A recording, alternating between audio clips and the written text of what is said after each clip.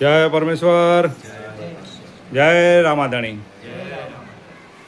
આજે તમે મારા ઘેર આવ્યા છો, કયા ગામથી આવ્યા છો? ધામણિયાથી. તમારું નામ બોલો. હા, તમારું નામ? બાલકનાથ મહારાજ. બોલો. ધર્મેશભાઈ. બોલો તમારું નામ? બરાબર ભાઈ. આજે રામાપીરની કંઈક પ્રતિષ્ઠાનું તમારે છે, બરાબર, મંદિરનું જીર્ણોદ્ધારનું. તો આજે તમે અમારા ઘેર આવ્યા, બરાબર. અને આજે એના રામાપીરના લીધે આપણે કિતાબની અનોપદાજી મહારાજની પણ ચર્ચા થઈ.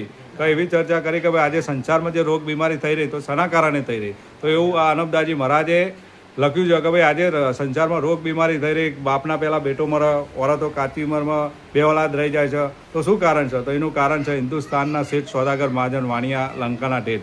એ 84 લાખ કુંડીઓ પર પાપ કરા ત્યારે સંસારનું પૂરું થાય. કોઈ માલિક, કોઈ દેવી દેવતા કોઈનું પૂરું નહીં કરતા. માલિકે બધા જીવાજૂનના, દરેક જીવાજૂન જે 84 લાખ જીવાજૂન આપણે કહીએ છીએ, બધાના તમામ પ્રકારનું સુખ આવ્યું, કોઈ પ્રકારનું કોઈ દુઃખ નહીં આવ્યું. પણ આજે દુઃખ આવી રહ્યું છે એ હિન્દુસ્તાનના શેઠ સોદાગર મહાજન બનિયા બૈમાલ લંકાના ઢેડોના રાક્ષસી પાપથી આવી રહ્યું. તો આ કિતાબ મેં તમને આલી, ચર્ચા કરી, તો તમને કેવું લાગ્યું? સારું લાગ્યું. તો આ કિતાબને તમારા જોડે રાખજો, જીવના મુઆફિક, અને આને ભણજો અને બીજાને પણ કહેજો કે સંસારમાં કઈ રીતના પૂરું થઈ રહ્યું. બરાબર. જય પરમેશ્વર.